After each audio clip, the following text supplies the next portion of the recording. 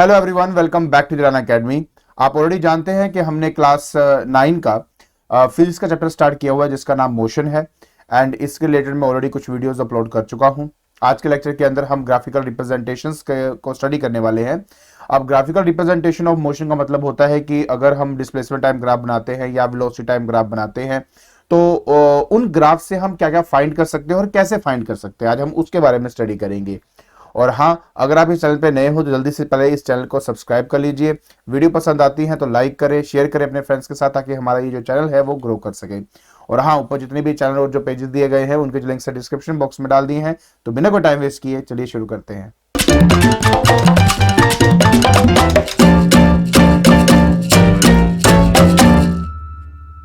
देखिए बेटा, सबसे पहला जो टॉपिक हमने डिस्कस करना है वो है that is distance time graph का।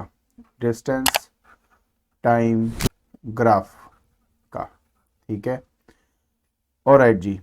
तो जब कभी भी हम अपना डिस्टेंस टाइम ग्राफ बनाते हैं तो मोस्टली हम जो स्टडी करते हैं या जिसके ऊपर हमें क्वेश्चन आते हैं या न्यूमेरिकल आते हैं वो होता है यूनिफॉर्म मोशन के लिए। तो सबसे पहले हम यहाँ पे स्टडी करेंगे यूनिफॉर्म मोशन के बारे में, ठीक है। यूनिफॉर्म मोशन के बारे में देखिए, आप ऑलरेडी इसको अच्छी तरह जानते हैं, मैंने इसको बहुत अच्छे से एक्सप्लेन किया हुआ है कि यूनिफॉर्म मोशन का मतलब होता है when a body covers equal distance in equal interval of time. तो ऐसे कंडीशन के अंदर अगर मान लीजिए कि मैं आपका यहाँ पर ग्राफ बनाता हूँ, जैसे आप देखिए, ध्यान से समझने की कोशिश करना कि ये मेरा डिस्टेंस है, ठीक है, और ये मेरा यहाँ पर टाइम है। अब इस कंडीशन के अंदर अगर मैं यूनिफॉर्म मोशन की बात करता हूं तो इसका जो ग्राफ है बिल्कुल ऐसे स्ट्रेट लाइन ग्राफ आपका बनेगा। अब सबसे इंपॉर्टेंट बात यह है कि इस ग्राफ के अंदर मैं क्या चीज फाइंड कर सकता हूं और कैसे फाइंड कर सकता हूं। देखिए, अगर तो ये एक डिस्टेंस टाइम ग्राफ है तो जो स्लोप होता है डिस्टेंस टाइम ग्राफ का, slope of distance time graph, तो वो हमें एक्चुअली में स्पीड प्रोवाइड करता है। क्या प्रोवाइड करता है? आपका स्पीड। और कैसे प्रोवाइड करेगा और स्लोप कैसे फाइंड करेंगे, तो मैं आपको छोटा सा एक एग्जांपल देता हूं। देखिए, मान लीजिए कि मैं यहां पर ये दो पॉइंट कंसिडर करता हूं, ठीक है। एक पॉइंट ए हो गया और दूसरा पॉइंट आपका बी हो गया। तो सबसे पहला स्टेप होता है कि हमें अपना ट्रायंगल कंप्लीट करना होता है। देखिए, जैसे यहां पे मैं ट्रायंगल अपना कंप्लीट कर रहा हूं।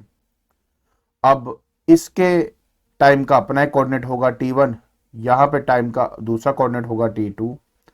तो अगर ये मुझे लेंथ पता करनी है तो मुझे करना पड़ेगा t2 माइनस t1, और इसी को चेंज इन टाइम t ही हम स्टडी करते हैं। ये मैं c मान लेता हूं, ठीक है। उसके बाद मुझे ना ये bc लेंथ पता करनी है, तो उसके लिए पहले मुझे देखना पड़ेगा कि यहां पर मेरे पास जो डिस्टेंस है, डिस्टेंस को नॉर्मली हम s से रिप्रेजेंट कर या x से रिप्रेजेंट कर लेते। चलिए, तो x1 मान लो इसकी इनिशियल वैल्यू है, और b पॉइंट के हिसाब से अगर मैं यहां देखूं तो मेरे पास x2 वैल्यू है। तो अगर मुझे bc पता करना है तो मुझे पता करना पड़ेगा, मतलब इन दोनों को सब्ट्रैक्ट करना पड़ेगा, तो मेरे पास आ जाएगा x2 माइनस x1, और इसको हम डेल्टा x यहां पे लिखेंगे। अब इसमें समझने वाली बात क्या है कि जो स्लोप होता है, जब कभी भी हम स्लोप को आइडेंटिफाई या फाइंड करते हैं तो उसका मतलब होता है कि y एक्सिस में जो चेंज आ रहा है उसको न्यूमरेटर में रखो, और x एक्सिस में जो चेंज आ रहा है उसको डिनोमिनेटर में रखो। तो अगर आप एक ग्राफ को देख रहे हो तो y एक्सिस में हमारा डिस्टेंस है और x एक्सिस में हमारे पास क्या है? टाइम है।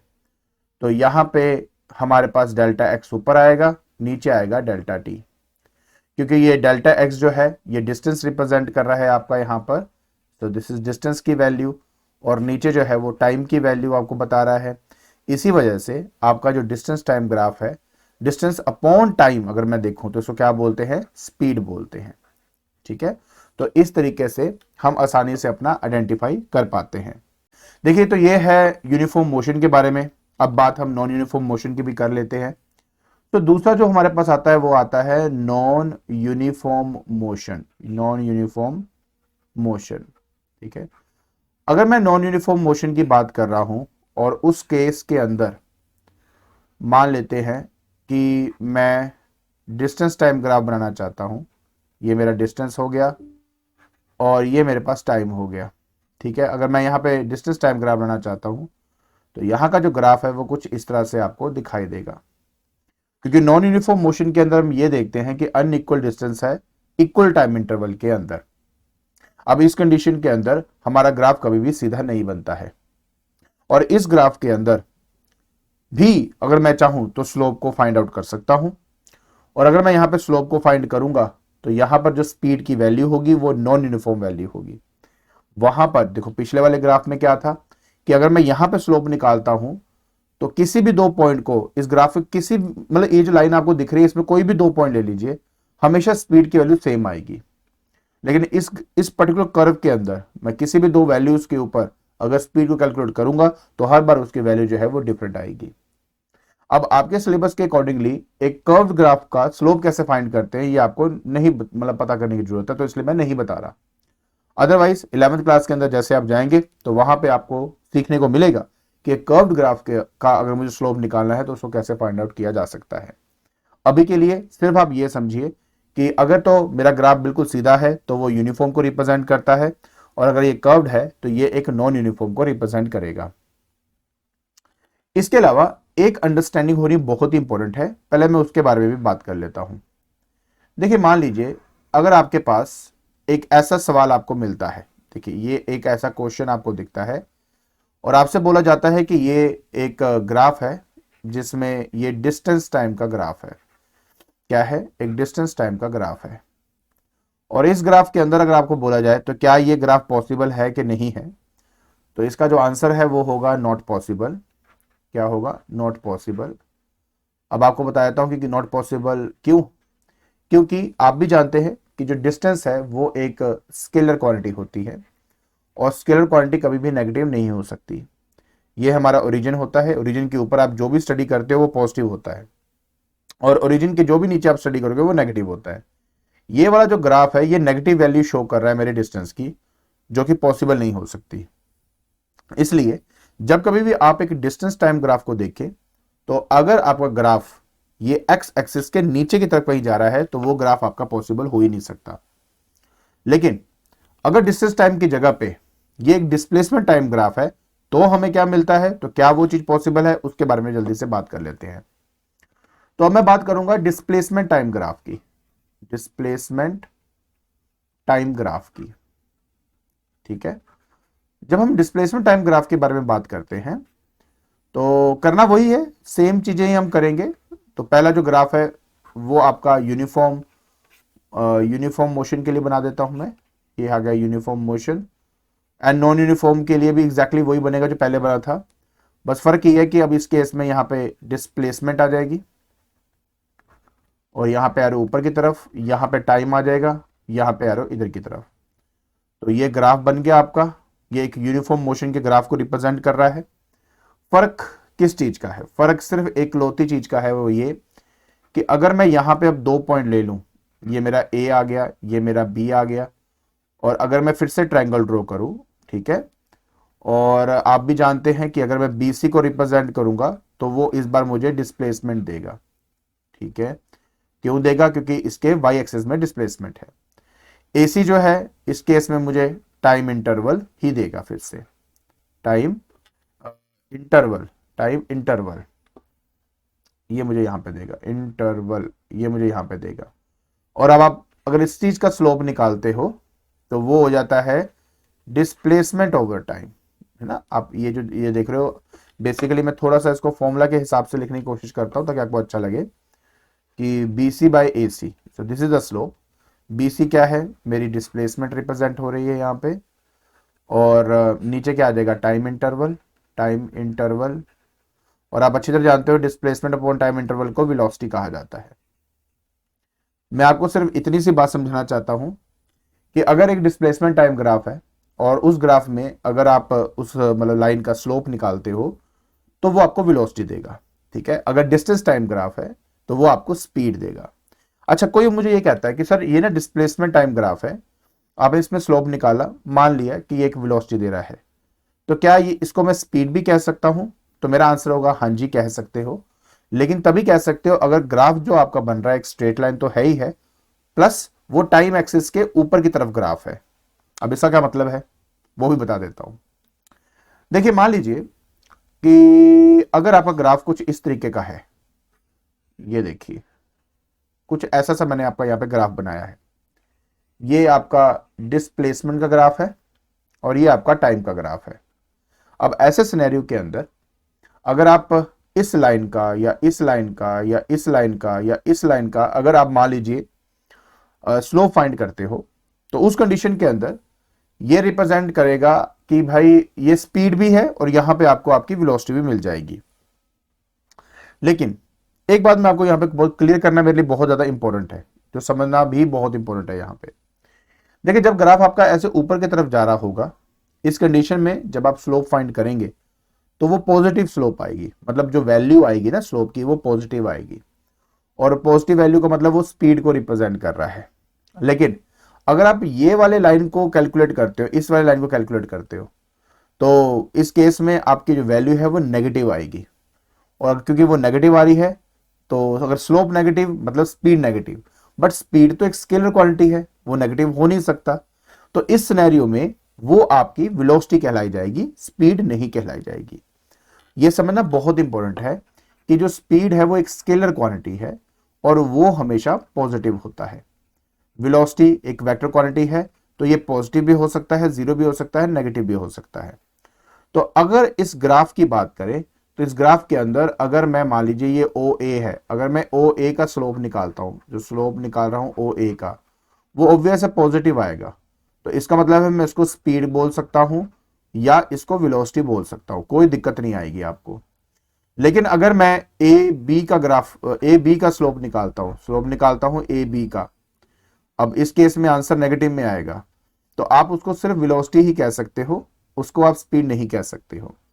सिमिलरली अगर मैं बी सी की बात करूंगा तो ऑब्वियस है नीचे की तरफ ग्राफ बन रहा है तो ये नेगेटिव ही आएगा, तो ऑटोमेटिकली आपका जो आंसर है नेगेटिव में, तो मतलब ये वेलोसिटी रिप्रेजेंट करेगा। तो आई होप आप थोड़ा सा समझ गए होंगे कि अगर मैं डिस्प्लेसमेंट टाइम ग्राफ कह रहा हूं तो हर एक लाइन का अगर आप स्लोप निकालते हो, हर एक पार्ट का स्लोप निकालते हो, तो वो वेलोसिटी वो है ही है। लेकिन अगर उनमें से कोई स्लोप आपका पॉजिटिव आ रहा है तो आप उसको स्पीड भी कह सकते हो। लेकिन डिस्टेंस टाइम ग्राफ में हमेशा वैल्यू जो है वो पॉजिटिव ही आएगी, कभी नेगेटिव नहीं आ सकती। आई होप ये सारी बातें आपको अच्छी तरह समझ में आ गई होंगी। तो इन ग्राफ्स में से ये ग्राफ था पहला, ठीक है। अब मैं बात करूंगा स्पीड टाइम ग्राफ की, और ये जानेंगे कि स्पीड टाइम ग्राफ से हमें क्या क्या मिल सकता है और कैसे हम उनको फाइंड आउट कर सकते हैं। देखिए अब हमें बात करने हैं स्पीड टाइम या वेलोसिटी टाइम ग्राफ के बारे में बात करेंगे।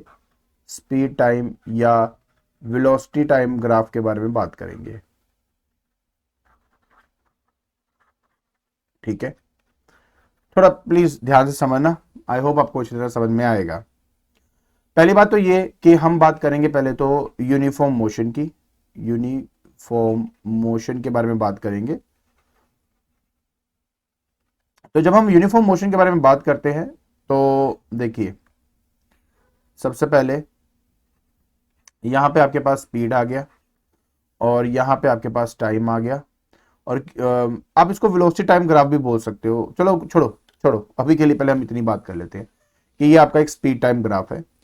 और स्पीड टाइम ग्राफ के अंदर जब हम यूनिफॉर्म मोशन की बात करते हैं तो हमेशा ये देखा गया है कि यूनिफॉर्म मोशन का मतलब होता है कि when a body covers equal distance in equal interval of time, या इसका सिंपल एग्जांपल ये है कि जैसे कि गाड़ी की जो स्पीड है वो कांस्टेंट है, टाइम बीत रहा है लेकिन जो स्पीड है वो आपकी सेम है, वो चेंज बिल्कुल भी नहीं हो रही।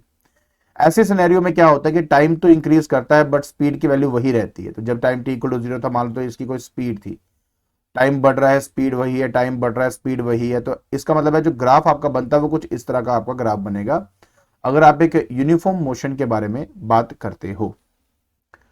लेकिन ये ग्राफ बड़ा ही इंपॉर्टेंट होता है एक चीज फाइंड करने के लिए, और वो चीज क्या है ध्यान से समझना। मान लेते हैं कि इसमें दो पॉइंट कंसिडर करता हूं, जैसे ए पॉइंट हो गया मैं और ये बी पॉइंट मैंने कंसिडर किया। ऐसे सिनेरियो के अंदर यहां का जो टाइम है वो मेरा T1 है और यहां का टाइम जो है वो मेरा T2 है।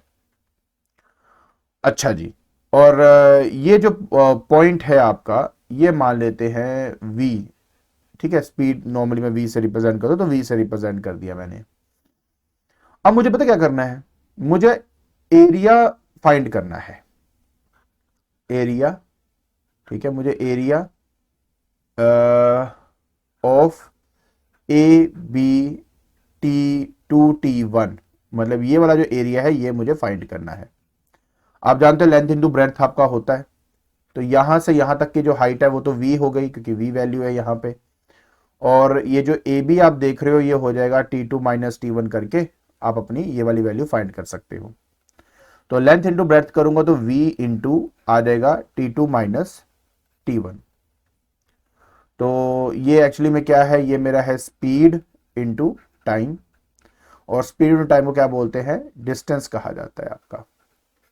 तो आपने एक बात गौर करी यहां पे कि अगर मेरे पास एक स्पीड टाइम ग्राफ है और उस ग्राफ का अगर मैं एरिया अंडर कर्व ले लेता हूं, ये जो एरिया मैंने निकाला है वो एरिया अंडर कर्व है। अंडर कर्व का मतलब होता है जैसे ए बी लाइन के नीचे के सारा एरिया कैलकुलेट कर लो, तो क्या बोलेंगे हम इसको, that is area under curve.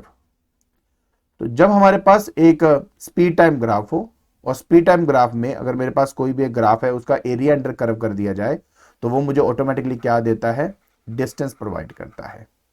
And similarly अगर ये वेलोसिटी टाइम ग्राफ होता, कोई फर्क नहीं है इसमें, तो जैसे मान लीजिए ये मेरे पास वेलोसिटी है, ये मेरे पास टाइम है, और यूनिफॉर्म मोशन के लिए बिल्कुल फिर से वही सेम लाइन सब कुछ मिलना था। और इस केस में अगर मैं एरिया अंडर कर्व ऐसे ए बी का फाइंड करता, जैसे ये मेरा ए है ये मेरा बी है, अगर इसका एरिया अंडर कर्व करता तो वो मुझे क्या देता, फिर से v into T2 minus T1 होता। बट v की जगह पे अब मैं यहाँ पे वेलोसिटी बोलूंगा इसको, क्योंकि ये वेलोसिटी है मेरी, ठीक है ना, ये वेलोसिटी की वैल्यू है, और ये टाइम इंटरवल हो गया मेरे पास फिर से। तो वेलोसिटी टू टाइम क्या होता है, डिस्प्लेसमेंट होता है। तो हमने एक चीज तो यहाँ पे अच्छी तरह जान ली है, और वो ये जानना है हमने कि अगर मेरे पास एक स्पीड टाइम ग्राफ है और उस ग्राफ का एरिया अंडर कर्व करता हूं तो मुझे डिस्टेंस मिलता है, अगर वेलोसिटी टाइम ग्राफ है तो उससे मुझे हमेशा डिस्प्लेसमेंट मिलती है। लेकिन सवाल अभी भी वहीं अटका है कि अगर मान लीजिए कि मेरे पास एक ही ग्राफ हो, displacement time graph, not displacement time graph, I am talking about velocity time graph, और वेलोसिटी टाइम ग्राफ के अंदर कोई अगर मुझे बोलता है कि डिस्टेंस और डिस्प्लेसमेंट दोनों कैलकुलेट करो, तो कैसे कैलकुलेट करूंगा, बहुत आसान है। एक सिंपल सा एग्जांपल आपके साथ शेयर करता हूं सबसे पहले। जैसे मान लीजिए ये मेरे पास एक ग्राफ है, अब देखने में तो ये ट्रायंगल है, ठीक है, और जो ट्रायंगल का एरिया होता है, देखो कुछ आपको फॉर्मूलाज याद रखने पड़ेंगे, जैसे कि रेक्टेंगल का तो पता ही लेंथ इंटू ब्रेड्थ होता है। चलिए वो बात की बात करते हैं, पहले हम इसको सॉल्व करते हैं, क्या हम पढ़ रहे हैं। तो ये जो ट्रायंगल आप देख रहे हो इसका एरिया, ठीक है, मैं A1 मान लेता हूं। ये वाला जो ट्रायंगल आप देख रहे हो इसका एरिया आप फाइंड कर लेते हो, ये A2 मान लेता हूं। ये वाले ट्रायंगल का एरिया फाइंड कर लेते हो, इसको मैं A3 मान लेता हूं। अगर कोई आपसे कहता है कि मुझे डिस्टेंस कैलकुलेट करना है, ठीक है, क्या कैलकुलेट करना है आपने, डिस्टेंस, तो ये जितने भी एरियाज आपको मिले सबको ऐड कर देना, मतलब ये आ जाएगा A1 प्लस A2 और साथ में आ जाएगा आपके पास A3। तो अगर आप इन तीनों को ऐड कर देते हो तो ऑटोमेटिकली आपको डिस्टेंस मिल जाएगा। लेकिन कोई कहता है कि इसमें से आपने डिस्प्लेसमेंट कैलकुलेट करनी है, तो बस एक बात का आपने ध्यान रखना है कि टाइम एक्सिस के ऊपर के जितने भी एरियाज आप कैलकुलेट करते हो उनको पॉजिटिव लेना है, और टाइम इंटरवल के नीचे वाले जितने भी आप एरियाज कैलकुलेट कर रहे हो उसको नेगेटिव लेना है और उनको आपस में ऐड कर देना है। मतलब कहने का मतलब ये है कि आप A1 प्लस A3 करके इसमें से माइनस कर देंगे A2 को, तो अब जो चीज आपको मिलेगी वो आपकी डिस्प्लेसमेंट होगी। तो देखो किस तरीके से आप एक वेलोसिटी टाइम ग्राफ का हेल्प लेकर कैसे आप डिस्टेंस एंड डिस्प्लेसमेंट दोनों ही कैलकुलेट कर सकते हो। तो ये सबसे पहला पार्ट आपने समझना है। तो जैसे मेरा ये यहां पे ग्राफ बना, इस ग्राफ के अंदर मैंने ये देखा कि मुझे डिस्टेंस कैलकुलेट करना है तो तीनों एरियाज को ऐड कर दो। अगर वो कहता है कि नहीं जी मेरे को डिस्प्लेसमेंट कैलकुलेट करना है, तो नीचे वाले का जो एरिया वो नेगेटिव लेना पड़ेगा, ऊपर वाले पॉजिटिव, एंड उसके बाद आप उनको ऐड कर, मतलब ऐड इन द सेंस मतलब विद प्रॉपर साइन, तो आपको आपका डिस्प्लेसमेंट मिल जाएगा। आई होप ये वाला पार्ट आपको अच्छी तरह समझ में आ गया होगा। हाँ, कुछ वैल्यूज को समझना बहुत इंपॉर्टेंट है, या याद करना बहुत इंपॉर्टेंट है। जैसे कि एरिया ऑफ रेक्टेंगल की अगर मैं बात करता हूं, ठीक है, रेक्टेंगल की अगर मैं बात करता हूं तो ऑब्वियस है वो लेंथ इंटू ब्रेड्थ होता है। दूसरा, अगर सबसे इंपॉर्टेंट जो है ना जब बार बार हम यूज करते हैं वो दो हैं, जो वो है एरिया ऑफ ट्रायंगल, ठीक है। एरिया ऑफ ट्रायंगल कैसे फाइंड करेंगे, कुछ नहीं होता यार, बहुत सिंपल होता है। सबसे पहले मान लीजिए मेरे पास कोई भी एक ट्रायंगल ऐसे बना हुआ है, तो सबसे पहले तो आप ये देखिए कि इसकी हाइट की वैल्यू क्या है, what is the value of height. और ये जो पूरा बेस है, ये इसको क्या कहते हैं, बेस बोला जाता है। तो अगर इसका आपने एरिया फाइंड करें तो half into base into height होता है। तो आप ये फॉर्मूला लगाकर आसानी से अपना इसका एरिया फाइंड कर सकते हो। तीसरा जो हम बहुत यूज करते हैं वो एरिया ऑफ ट्रेपीजियम होता है, एरिया ऑफ, ठीक है, ट्रेपीजियम, ट्रेपीजियम आपके पास होता है। ट्रेपीजियम का बेसिकली मतलब क्या होता है आपके पास, जैसे कि ये देखिए ये वाली बात, ठीक है, ये मान लीजिए, ये इसमें क्या होता है कि दो जो साइड्स होती हैं इसके बिल्कुल पैरेलल होती हैं, बाकी दो नहीं होती हैं। तो स्टेप वन होता है कि यार इन दोनों के बीच का जो डिस्टेंस है, जैसे मान लो यहाँ पे क्या है एच, इसका मैं दोनों के बीच का डिस्टेंस लेता हूँ, ठीक है। और ये वाला जो आप देख रहे हो इसकी लेंथ L1 मान लेता हूं, दो पैरेलल साइड और ये दूसरा आ गया, ठीक है। Okay done. तो इसका फॉर्मूला बहुत सिंपल है, half into sum of parallel side, ये जो पैरेलल साइड है इन दोनों का सम लेना है आपने, that is L1 plus L2 into distance between parallel side, मतलब इंटू H आप कर देंगे और इससे आपको आपका एरिया मिल जाएगा। समझ में आया? तो याद करने के लिए हम बोलते हैं half into sum of parallel side, sum of parallel sides, ठीक है, into distance between parallel side, distance between parallel side, parallel side. तो इस तरीके से आप अपना जो क्या कहते हैं एरियाज जो है वो फाइंड आउट कर सकते हो। क्लियर? चलिए अब आपको मैं लेके चलता हूं फिर से वेलोसिटी टाइम ग्राफ के अंदर, लेकिन अब हम uniform acceleration and non uniform acceleration के लिए बनाएंगे। और उससे मैं क्या फाइंड कर सकता हूं वो बता देता हूं आपको। देखिए सबसे पहले हम बात करेंगे वेलोसिटी टाइम ग्राफ की for uniform acceleration, for uniform acceleration, ठीक है, एक्सेलरेशन के बारे में बात करते हैं। तो यूनिफॉर्म एक्सेलरेशन की जब भी हम बात करेंगे तो बहुत सिंपल से लॉजिक्स है, इसमें कोई मुश्किल नहीं होगा आपके लिए। देखिए क्या है कि अगर तो एक यूनिफॉर्म एक्सेलरेशन है तो इसका मतलब क्या होता है, मैंने आपको एक्सेलरेशन के बारे में बहुत अच्छी डिटेलिंग में बताया हुआ है कि जब भी हम बॉडी को एक्सेलरेट करते हैं तो उसका मतलब होता है कि कांस्टेंट वेलोसिटी में चेंज आ रहा है कांस्टेंट टाइम इंटरवल के अंदर। मतलब ये कि वेलोसिटी टाइम ग्राफ अगर आप बना रहे हो और उस ग्राफ के अंदर अगर आप यूनिफॉर्म एक्सेलरेशन शो करना चाहते हो तो आपको ऐसे सीधी एक लाइन ऐसे खींचनी पड़ेगी। अब देखो सिंपल सी बात है, अगर मान लीजिए मैं फिर से यहाँ पे दो पॉइंट कंसिडर करता हूँ A एंड B और अपना ट्रायंगल कंप्लीट करके इसका एक स्लोप फाइंड करने की कोशिश करूंगा। देखिए A पॉइंट के लिए ये V1 हो जाएगा, B पॉइंट के लिए ये V2 हो गया, यहाँ पे टाइम आपका T1 हो गया, यहाँ पे टाइम आपका T2 हो गया। तो ये जो आप देख रहे हो BC है ना, ये आपका हो जाएगा V2 माइनस V1 जो कि डेल्टा V रिप्रेजेंट करता है। और AC जो है ये हो जाएगा T2 माइनस T1 जो आपका डेल्टा T रिप्रेजेंट करता है। स्लोप आप अच्छी तरह जानते हो y अपॉन x होता है, मतलब BC ओवर AC, BC हो गया डेल्टा V और नीचे हो गया delta T। Velocity upon time को, change in velocity upon time को हम बोलते हैं एक्सेलरेशन। तो लीजिए फाइनली हमें हमारा रिजल्ट यहाँ पे मिल जाता है और रिजल्ट ये है कि अगर मेरे पास वेलोसिटी टाइम ग्राफ है और वेलोसिटी टाइम ग्राफ का अगर मैं स्लोप निकालता हूं तो वो मुझे एक्सेलरेशन प्रोवाइड कर देगा। क्लियर? उसी तरह अगर मान लीजिए ग्राफ फिर से वेलोसिटी टाइम ग्राफ का ही है, जैसे देखिए ये आपका वेलोसिटी है आपका और ये आपका टाइम है, और अगर ग्राफ ऐसे स्ट्रेट नीचे की तरफ इस तरह से बन रहा है और अब इस केस में अगर मैं स्लोप को फाइंड करूंगा तो उसकी वैल्यू नेगेटिव में आ जाएगी, मतलब आपका आंसर -a में आएगा। तो नेगेटिव ऑफ a का मतलब होता है रिटार्डेशन, तो रिटार्डेशन आपको मिलता है। तो वेलोसिटी टाइम ग्राफ में अगर ग्राफ नीचे की तरफ ऐसे नीचे की तरफ गिर रहा है, स्ट्रेट होना चाहिए, तो उसका स्लोप निकालेंगे तो नेगेटिव में आएगा और उस वैल्यू को हम रिटार्डेशन कह देते हैं। आई होप कुछ बातें आपको समझ में आ रही होंगी कि मैं यहां पे क्या बताने की कोशिश कर रहा हूं।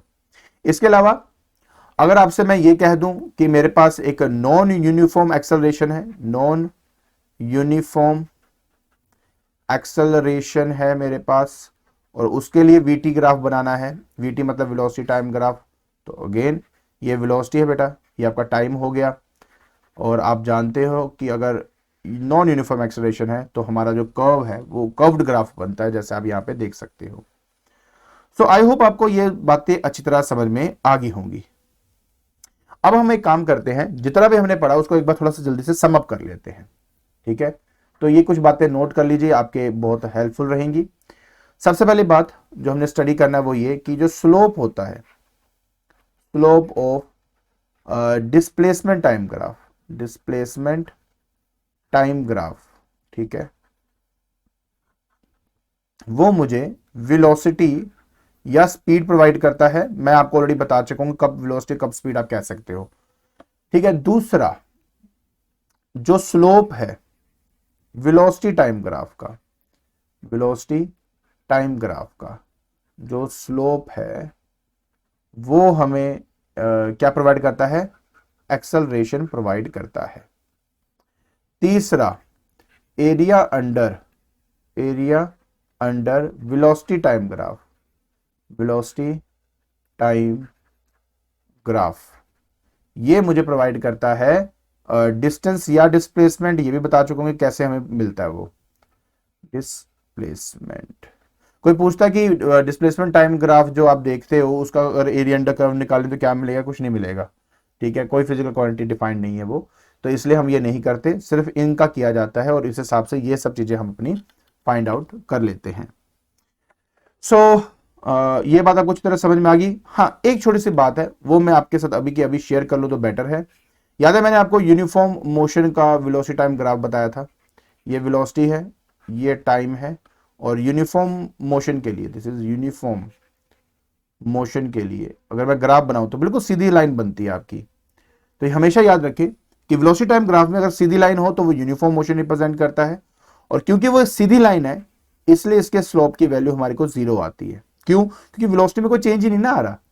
अगर आप इसको v1 लेते हो, इसको v2 लेते हो और स्लोप निकालने के लिए v2 माइनस v1 करते हो तो v1 और v2 की वैल्यू एक्जैक्टली सेम है। तो स्लोप की वैल्यू 0 आने का मतलब होता है कि इसमें जो एक्सेलरेशन की वैल्यू है वो हमारी 0 हो जाती है, ठीक है। तो प्लीज इन बातों को समझना, इनको रिवाइज करना अच्छे से, और आई होप आपको ये सब समझ में आ गया होगा, ठीक है। तो आज के लेक्चर के अंदर हमने ग्राफ स्टडी किए हैं, डिस्टेंस टाइम ग्राफ को और वेलोसिटी टाइम ग्राफ के बारे में, और ये जाना कि उन ग्राफ से हम क्या क्या चीजें फाइंड कर सकते हो। घबराना नहीं है, नेक्स्ट क्लास के अंदर मैं इन्हीं के रिलेटेड जो न्यूमेरिकल्स है वो डिस्कस करूंगा ताकि आपकी अच्छे से प्रैक्टिस हो सके। तब तक इनको अच्छे से रिवाइज और समझ लेना कि इनमें गलती कोई ना हो आपकी, ठीक है। और अगर आपको ये वीडियो पसंद आ रही है तो please like it, share it and subscribe it. आज के लिए बस इतना ही, थैंक यू सो मच।